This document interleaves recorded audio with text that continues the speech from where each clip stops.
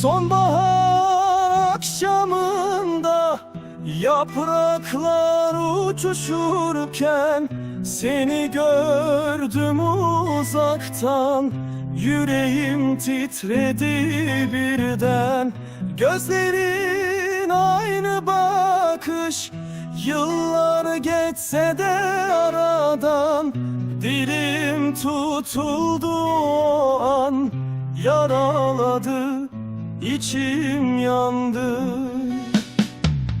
Söyle şimdi ne değişti? Kalpte sönmedi bu yangın. Göz göze gelince öyle sen ağladın, yüreğim yandı. Bir tebessüm, bir damla yaş, bize yetti hatırlamak. Sonsuz bir keşke gibi sen ağladın, içim yandı.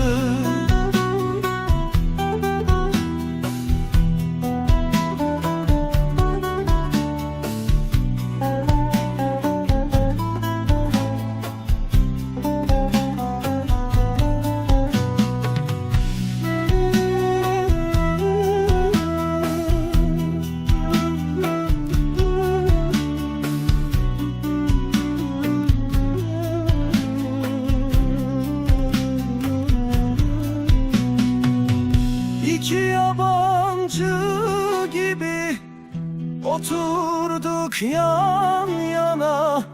Sessizlik bölündü, titrek bir merhaba. Ellerimiz değince durdu zaman adeta. Anılar canlandı, yaraladı, İçim yandı. Söyle şimdi ne değişti? Kalpte sönmedi bu yangın. Göz göze gelince öyle sen ağladın, yüreğim yandı. Bir tebessüm, bir damla yaş, bize yetti hatırlamak. Sonsuz bir keşke gibi sen ağladın, içim yandı. Ayrılık vakti geldiğinde son kez baktık birbirimize. Kavuşmak mümkün mü? Sormaya korktu diller. Numaralar değişmiş, adresler kaybolmuş. Son kez el sallarken yaraladı, içim yandı. Söyle şimdi ne değişti? Kalpte sönmedi bu yangın.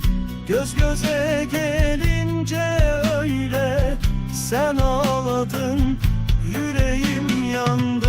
Bir tebessüm, bir damla yaş, bize yetti hatırlamak. Sonsuz bir keşke gibi sen ağladın,